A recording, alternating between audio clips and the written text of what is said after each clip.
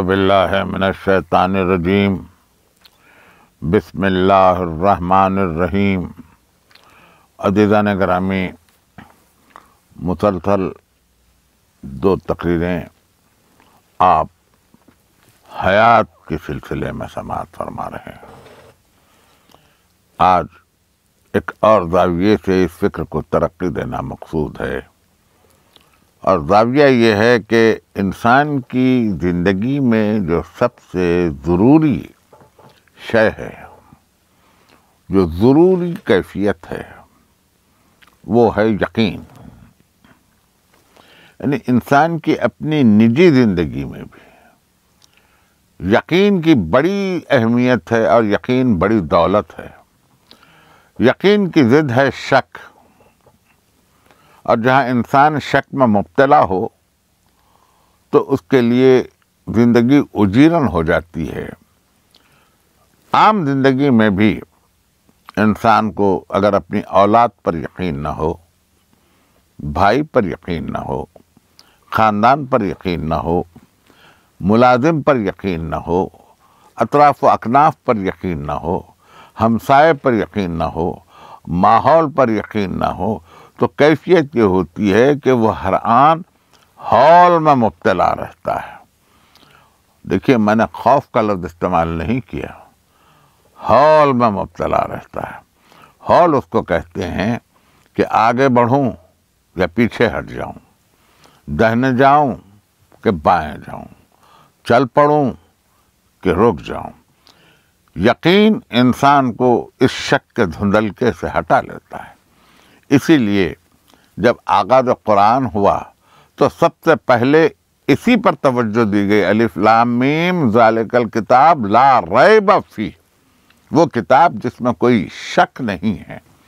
اب شک نہیں ہے تو پھر اب جو ترقی ہے، اس کے بعد انسان اپنی افکار میں، اپنی سوچ میں، اپنے مطالعے میں، اپنے حصول علم کے مدارج میں، اب چاہے فلسفہ لے آئے، علم الکلام لے آئے، اور دیگر مباحث لے کے آئے، اور اس کے بعد اس میں ترقی کرتا چلے، پھر دین کا علم حاصل کرے، بلکہ دین کا نہیں، ادیان کا علم، دین کی جمع، مختلف دینوں کا علم اگر حاصل کرے، اور اس کے بعد تقابلی جائزہ لے کر کسی ایک دین پہ رک جائے۔ مجھے اور ادیان سے تو غرض نہیں ہے، مجھے کام ہے فقط اسلام سے۔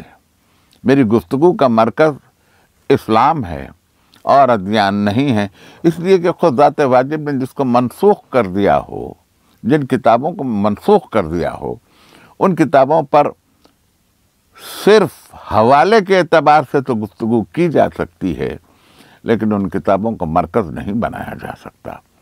مرکز قرآن ہی ہے، اور قرآن، اس سے پہلے بھی میں عرض کر چکا ہوں، اب چونکہ ہم قدر کی راتوں میں داخل ہو رہے ہیں، جو نزول قرآن کی راتیں ہیں، شبۂ نزول قرآن ہے، اس لیے میں اب یہ عرض کرنا چاہتا ہوں کہ قرآن ایک بہت بڑی نعمت عظمیٰ ہے، ایک بہت بڑا خزانہ ہے۔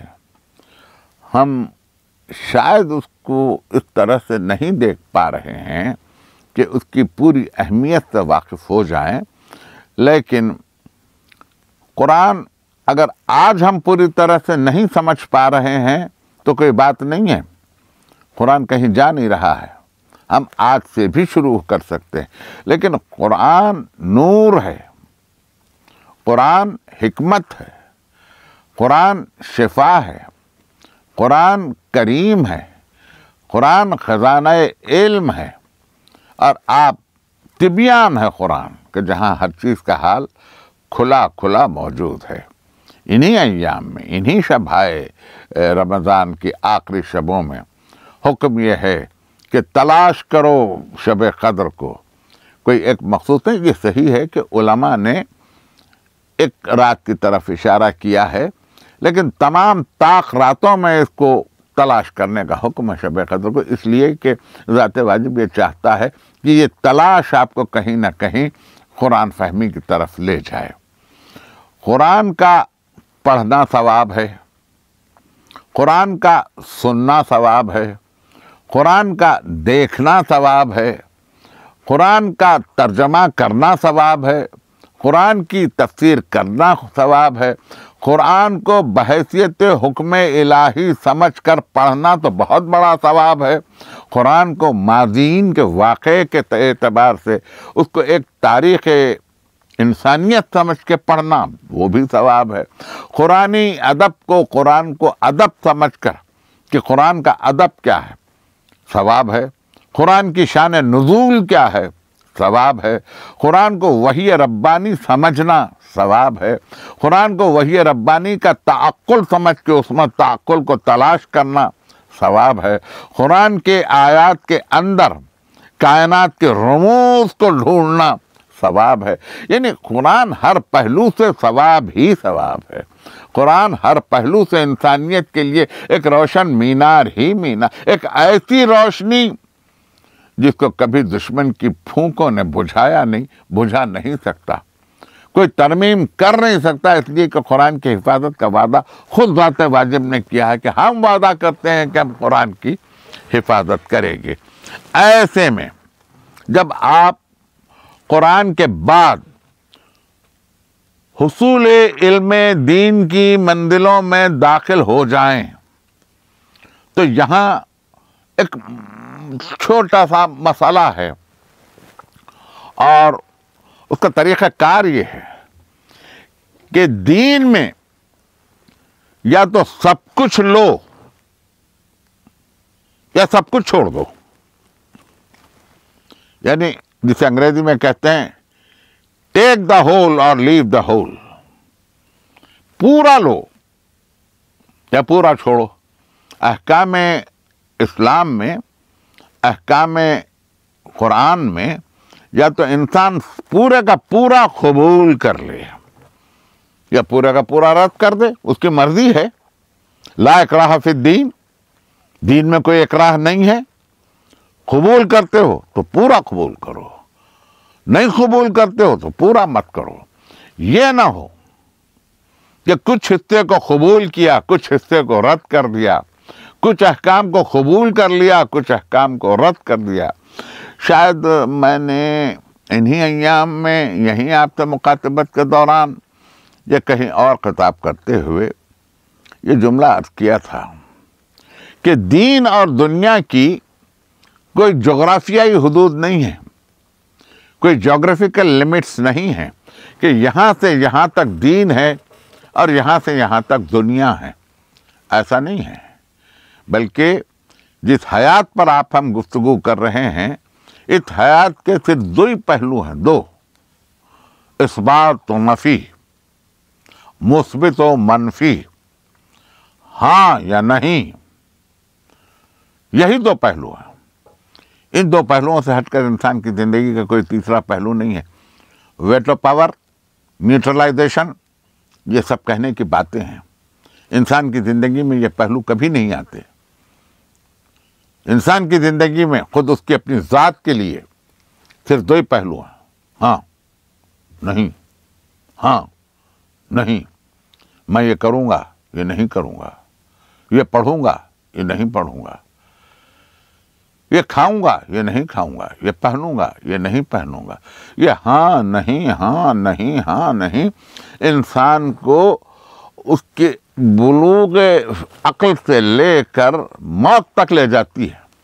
ایک موت میں اختیار نہیں ہے انسان کا کہ میں ایسا مروں گا، ایسا نہیں مروں گا، اس لیے کہ موت غائب ہے، اس کا اختیار نہیں ہے انسان کا۔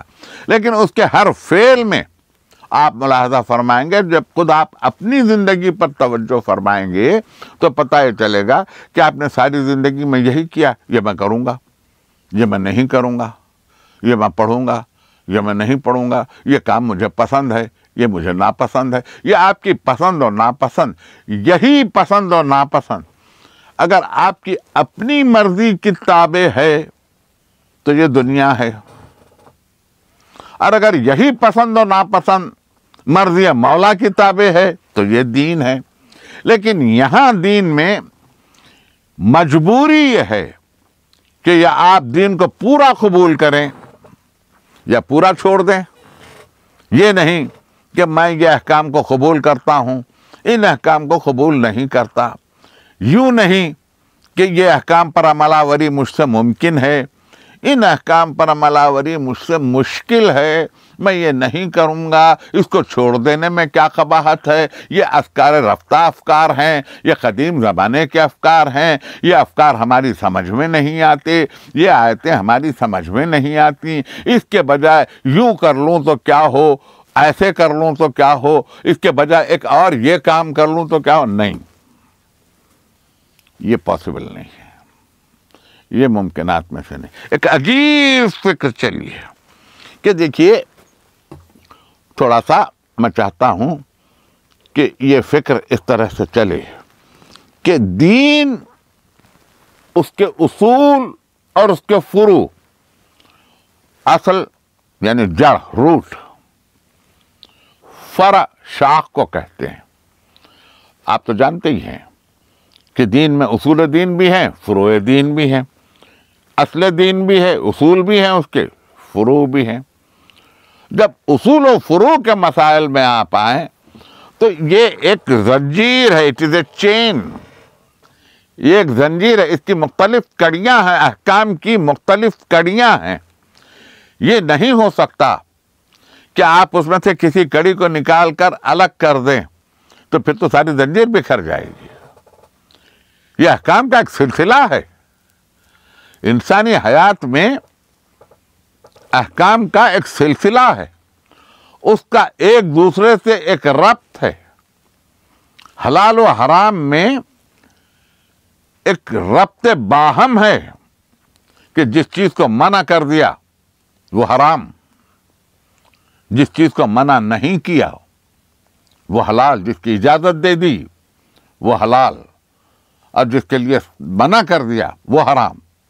اب یہ بات ممکنات میں سے نہیں ہے کہ دیکھیے، پوری نظام کائنات میں ایک سسٹم ہے، پوری کائنات کا اپنا ایک سسٹم ہے. کائنات کوئی ایک اکیلی زمین کا نام نہیں ہے، ان گنت سیارے ہیں، ان گنت ستارے ہیں جو اپنے اپنے مقام مقرر پر، وقت مقرر پر، اپنی اپنی حرکت میں اپنے اپنے مقام پر موجود ہیں.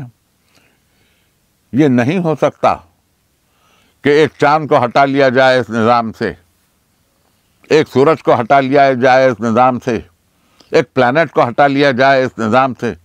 کیا خیال ہے آپ کا؟ اگر ایسا ہو جائے، نظام قدرت میں سے کوئی ایک چیز ہٹ جائے، تو کیا یہ کہکشاں، یہ گیلیکسی، یہ کائنات باقی رہے گی؟ کائنات میں ہر چیز ایک دوسرے سے مربوط ہے. میرے سننے والے بڑی اعلیٰ سماعت کا ثبوت دے رہے ہیں، اور مجھے مسلسل ٹیلیفونز بھی آ رہے ہیں اس سلسلے میں. آج میں اس سلسلے میں آپ سے ایک نازک بات کہنا چاہتا ہوں. اب چونکہ میرے پاس تقریریں کم ہیں، میں آپ کے فہم پہ پورا بھروسہ کرتا ہوں. ایک نازک بات کہنا چاہتا ہوں. یہ کائنات اتنی مربوط ہے، ایک دوسرے سے پیوست ہے، ایک دوسرے سے اتنی لنکڈ ہے کہ اگر شاخ سے پتا ٹوٹے تو تارے میں جنبش ہو جائے. بظاہر سننے میں آپ کو یہ بات تھوڑی سی عجیب محسوس ہو رہی ہے، لیکن جس قدرت پروردگار نے تخم سے پودا پیدا کیا، زمین نے مزاحمت کی، تخم کی، بیج کی، حیات کی گفتگو کر رہا ہوں میں، نبات کی بھی حیات ہے. ایک تخم کو زمین میں بو کر اس پر مٹی ڈال دی گئی، مٹی مزاحمت کر رہی ہے، لیکن تخم اس مزاحمت کو ہٹا کر زمین کا سینہ چیر کے جب بلند ہوتا ہے تو کونپل پھوٹتی ہے. یہ کونپل بڑی، پودا ہوا، یہ پودا بڑھا، شجر بنا. اب برگ و بار بھی ہیں، پتے بھی ہیں، پھول بھی ہیں، کلیاں بھی ہیں. کبھی آپ نے دیکھا ہوگا کہ جب پھول کھل جائے تو پھول کی ہر پنکھڑی میں ایک نس ہے جسے رگ گل کہا جاتا ہے۔ اردو میں اسے رگ گل کہتے ہیں۔ رگ گل میں ایک سیال دوڑ رہا ہے، جیسے انسان کے بدن میں خون کی روانی ہے، ایسے پھول کی پنکھڑی میں، رگ گل میں ایک سیال کی روانی ہے جو اسے شاداب بھی رکھتا ہے اور جو اسے مرجھا بھی دیتا ہے۔ عزیزان گرامی، آپ سے گفتگو کرتے ہوئے مجھے لطف بھی ہے اور تھوڑا سا میں رکتا بھی ہوں۔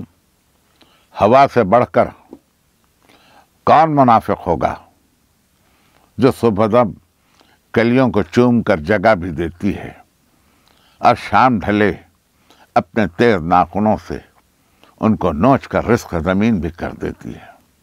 پھول کی زندگی کتنی، کلی کھلی، غنچہ بنی، غنچہ بنا، پھول، غنچہ کھلا، پھول بنا، اور پھول کبھی کسی صحرے کے بیچ گند گیا تو تقدیر پر اترایا، اور کبھی کسی جنازے کی بھینٹ چڑھ گیا تو پھر وہ بھی اس کی اپنی تقدیر تھی۔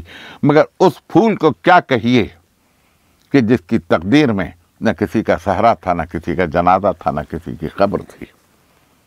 یہ ہے مقدرات، مگر زندگی تو زندگی ہے۔ جوش ملیح آبادی نے ایک عجیب ربائی کہی کہ غنچے تیری زندگی پہ دل ہلتا ہے، بس ایک تبسم کے لیے کھلتا ہے۔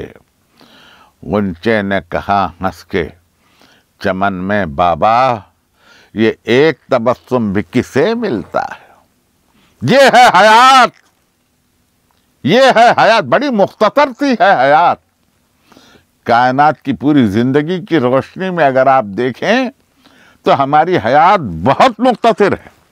تو میں عرض یہ کر رہا تھا کہ اس پورے نظام سے جہاں مقدر کر دیا ہے ہر چیز کا، اس مقدرات میں سے کسی وجود کو ہٹا لینے کے بعد نظام شمسی کا باقی رہنا مشکل ہو جاتا ہے۔ اسی طرح سے میں یہ عرض کرنا چاہتا ہوں کہ جسے سرکار رسالت نے حرام قرار دیا ہے، یہ شریعت اس ذات عالم مرتبت کی شریعت ہے جس کی مرضی اس کی اپنی مرضی نہیں ہے، جس کی مرضی مرضی الہی ہے، جس کی مرضی مشیت اعزتی۔ اس نے حرام نہیں کیا، خدا نے حرام کیا۔ اس نے حلال نہیں کیا، خدا نے حلال کیا۔ انہوں نے حلال نہیں کیا، خدا نے حلال کیا۔ خدا یہ چاہتا تھا۔ اب جو کچھ ہوا، جو علم ذات واجب نے نبوت کو دیا، اس علم میں شے کو دیکھا، شے کی ماہیت کو دیکھا، اس کے پورے اجزاء ترکیبی کو دیکھا، اس کے اثر کو دیکھا، پھر انسان کے پورے وجود کو دیکھا، اس کے پورے سسٹمز کو دیکھا، اس کے عصبی نظام کو دیکھا، اس کے لہو کی روانی کو دیکھا، اس کے بدن کی ساختیات کو دیکھا، ایک ایک بوند لہو کی کتنے خلیے ہیں اس کو دیکھا، کہاں علالت ہے وہ دیکھا، کہاں صحت ہے وہ دیکھا، صحت بدن کو دیکھا، علالت بدن کو دیکھا، علالت بدن کو دیکھا تو تریاق بتلایا، صحت بدن کو دیکھا تو حدود قائم کی، اخلاقیات کو دیکھا تو حدود قائم کی، معاشرے کے اعتبار سے حدود بنائے، رہن سہن میں زندگی کے آداب بتلائے، کر کے بتلایا، صرف زبان سے نہیں، کر کے بتلایا، ہر قدم پہ کر کے بتلایا۔ اور اس کے بعد کہا کہ پورے نظام میں جو مخلوقات ہیں ان پورے مخلوقات پہ نگاہ رکھ کے کہا کہ یہ مفید ہے، یہ مضر ہے، یہ حلال ہے، یہ حرام ہے۔ اب میں عرض کرنا چاہتا ہوں ایک بہت اہم جملہ، اور اس جملے میں میں نہیں چاہتا اس جملہ ادا کرنے کے بعد اس جملے کی میں شرح کروں، میں نہیں چاہتا۔ میں چاہتا یہ ہوں کہ اس کی شرح خود آپ کریں۔ اگر کل بوقت اشاعت دین سرکار رسالت مآب نے کسی چیز کو انسان کے لیے حرام قرار دے دیا تھا تو آج کسی کو جرأت نہیں ہونی چاہیے یہ کہنے کی کہ یہ اس وقت حرام تھا، وہ دور ایسا تھا، وہ ماحول ایسا تھا، وہ اطراف و اکناف ایسے تھے، وہ لوگ ایسے تھے، اس لیے اس چیز کو حرام قرار دیا۔ آج ترقی یافتہ دور ہے، اب وہ حرام حلال ہو چکا تو یہ پسندیدہ نہیں، یہ ممکن ہی نہیں ہے، یہ ناممکنات میں سے ہے۔ شریعت محمدی جس طرح سے قرآن ابد تک جا رہا ہے، اسی طریقے سے شریعت محمدی بھی ابد تک جائے گی۔ اس میں خلل ممکن نہیں ہے، اس میں انحراف ممکن نہیں ہے، اس میں کسی کا دخل ممکن نہیں ہے۔ آپ فتویٰ جاری کر لیں لیکن فتویٰ بنیاد کرے سیرت محمد مصطفیٰ صلی اللہ علیہ وسلم پر، اس کا فہم پیش کریں۔ آپ اپنی مرضی سے کچھ نہیں کر سکتے۔ اس طرح کل تک کے جو حرام تھا وہ آج حلال ہو جائے، کل تک کے جو حلال تھا وہ آج حرام ہو جائے۔ دیکھیے مجھے تھوڑا سا احتیاط کرنی پڑتی ہے، الفاظ کی بہت زیادہ نگرانی بھی کرنی پڑتی ہے، اس لیے کہ خیال خاطر احباب چاہیے ہر دم انیس ٹھیس نہ لگ جائے آپ جینوں کو۔ ہم جس ملک میں رہ رہے ہیں اس کا ایک دستور ہے، اس کے قوانین بھی ہیں، یہ مسلم ہے۔ اگر آپ کو اس ملک میں رہنا ہے تو آپ کو اس دستور کی پابندی کرنا ہے، ان قوانین کا احترام کرنا ہے، یہ بات طے ہے۔ لیکن اگر یہ قوانین، ان قوانین میں سے کوئی قانون، اس دستور میں سے کوئی دستور اگر شریعت محمدی سے ٹکراتا ہے، بے شک آپ قانون اور دستور کا احترام کریں، لیکن اگر شریعت محمدی سے ٹکراتا ہے تو اس وقت آپ کے لیے یہ ضروری ہے کہ شریعت کا خیال کریں۔ بس میں اتنا ہی کہہ سکتا ہوں، اس کے آگے میں کچھ نہیں کہہ سکتا۔ اب یہ کہ کس فقہ میں یہ جائز ہے اور کس میں نہیں ہے اور کس طرح سے ہونا چاہیے، یہ علماء کا مسئلہ ہے، یہ میرا مسئلہ نہیں ہے، اس پر علماء غور کریں۔ لیکن میں اتنا جانتا ہوں کہ جس کو ذات ختمی مرتبت نے حرام قرار دے دیا وہ قیامت تک کے حلال نہیں ہوگا۔ شاید انہی دنوں کی کسی تقریر میں میں نے یہ بات کہی تھی، لیکن آج خود میں اپنی ہی تقریر سے اس جملے کو مستعار لے کے آپ کی خدمت میں پیش کیا چاہتا ہوں، اور اس کے بعد رخ بدلوں تقریر کا اور اس کو ایک انتہا پہ لے جاؤں۔ جملہ یہ ہے کہ آپ جانتے ہیں بہت سارے جانوروں کو حرام قرار دیا، اس میں سے ایک بدصفت جانور ایسا بھی ہے جس کو قطعی حرام قرار دیا، آپ جانتے ہیں۔ احتیاطاً آپ اس کا نام بھی نہیں لیتے، کسی انسان کو اس جانور کے نام سے پکاریں تو وہ اس کے لیے گالی بن جائے، یعنی انتہائی نجس جانور۔ اور وجہ کیا؟ وجہ ہم کو پوچھنے کی جرأت نہیں ہے، تاب نہیں ہے، مجال نہیں ہے، طاقت نہیں ہے۔ لیکن جب سائنسی ترقیات آگے بڑھتی ہیں اور دنیا مصروف ہے وجوہات کو جاننے میں، علم کی ترقی ہے، علم سے روکا نہیں ہے، جہاں روکے۔ دیکھیں جب مائکرو بایولوجی نے اس کا انالائسس کیا تو پتہ یہ چلا کہ خنزیر میں، اس جانور میں یورک ایسڈ بدرجہ اتم پایا جاتا ہے، جس کی وجہ سے ایک تو وہ جوڑوں کے درد میں مبتلا رہتا ہے، اور دوسری بات یہ ہے کہ اس میں ایک بدصفت ایسی پیدا ہو جاتی ہے کہ یوں تو جانوروں کے درمیان رشتوں کا احترام نہیں ہے، لیکن اس کا گوشت کھانے والے حرام رشتوں کا خیال نہیں رکھتے۔ آج آپ مغربی ممالک کو دیکھیں، انتہائی مشرقی ممالک کو دیکھیں، میرا مطلب فار ایسٹ اور فار ویسٹ سے ہے، ان کو دیکھیں کہ جہاں ان کو رشتوں میں احتیاط کی تمیز نہیں ہے، جس بے غیرتی کا، بے حیائی کا مظاہرہ ہے، وہ کن کن اثرات سے ان کے وجود میں پہنچا ہے، اور پھر اس کے بعد توارث نسلی میں نسلاً بعد نسل، قبیلاً بعد قبیلین، جیلاً بعد جیلین، کس طرح سے ان کی نسلوں میں پہنچتا جا رہا ہے. یہ طیب نہیں ہے. میں گفتگو کر رہا ہوں حیات طیبہ پر. یہ تیسری میری تقریر ہے. یہ طیب نہیں ہے.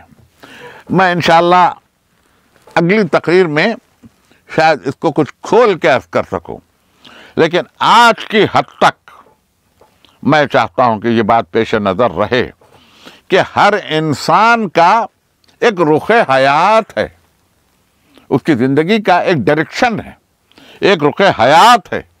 اور وہ رخ حیات یوں ہے کہ اگر اس کی فکر، انسان زندہ ہے تو اس کی فکر بھی ہے، اگر اس کا رخ حیات مادیت کی طرف ہے تو اس کا انجام بھی مادہ، اس کی فکر کا انجام بھی مادہ. انسان کا رخ حیات اگر مال و دولت کی طرف سے ہے، اسمار کی طرف ہے، باغات کی طرف ہے، ملک و مال کی طرف ہے، اقتدار کی طرف ہے، اس کی ساری فکر اگر وہی سب کچھ ہے، میٹیریلسٹک اس کی فکر ہے، تو وہ اس کی زندگی قابل تذکرہ نہیں ہے. وہ کوئی جیتا جاگتا انسان نہیں ہے. وہ چلتی پھرتی ایک لاش ہے، دوڑتی ہوئی میتیں ہیں. جیسے رونق حسرت بازار الٹ کر دیکھو، پردہ رونق بازار الٹ کر دیکھو، حسرتیں دوڑتی ہیں بھیس میں انسانوں کے. مادیت پسند انسان اگر ان کے رخ حیات فقط مادہ ہے، ایسے لوگ ہیں، آپ نے خود نام سنا ہے ان کا، آپ نے پڑھی ہے ان کی تھیئریز. کیا خیال ہے آپ کا آئنسٹائن کے تعلق سے؟ کیا خیال ہے آپ کا ابھی جو وہ سائنٹسٹ مرا ہے جس نے بلیک ہول کو دریافت کیا تھا، اسٹیفن ہاکنگ، کیا خیال ہے اس کے تعلق؟ یہ خدا کے وجود کا قائل نہیں ہے. حالانکہ جملہ بے ربط ہو رہا ہے. اسلامی تعلیمات کے خوگر اگر قرآن کو غور سے پڑھیں، تعلیمات اسلامی کو غور سے پڑھیں، ترقیات اسلامی کو غور سے پڑھیں، تو پتہ چلے گا کہ سب سے پہلے بلیک ہول ہم نے دریافت کیا. ایک جملے میں بلیک ہول کو بیان کر کے آگے بڑھ جاؤں. رخ حیات ہی سے مسلسل کروں گا اپنی اگلی تقریر کو میں، لیکن ایک جملہ میں کہہ کے آگے بڑھ جاؤں کہ جب یہ کائنات میں پہاڑ ریزوں کی طرح اڑ جائیں گے، سمندر جھاگ بن کے اڑ جائے گا، پہاڑ ریزہ ریزہ ہو کے بکھر جائیں گے، یہ زمین زلزلے کی صورت میں بکھر جائے گی، تناور درخت اکھڑ جائیں گے، اور مائیں اپنے دودھ پیتے ہوئے بچوں کو چھوڑ کر پناہ کی تلاش میں نفسا نفسی کے عالم میں نکل پڑیں گی. اس وقت جب سورج ایک سیاہ حلقہ بن جائے گا، بجھ جائے گا یہ سورج کا چراغ، اور وہ ایک حلقے کی صورت اختیار کر لے گا. جب زمین سے میتیں اٹھائی جائیں گی تو وہ روحیں جو نیک ہیں، جن کا رخ حیات خالق کی طرف تھا، اس کے درمیان سے یوں گزر جائیں گی جیسے ان کو علم نہ ہو. اتنی سی بات ہے، غور طلب بات. میں یہی کہنا چاہتا ہوں، مادیت انسان کو کچھ نہیں دیتی. مادہ پرست یوں ضائع ہو جاتے ہیں کہ جیسے کوئی چیز تھے ہی نہیں.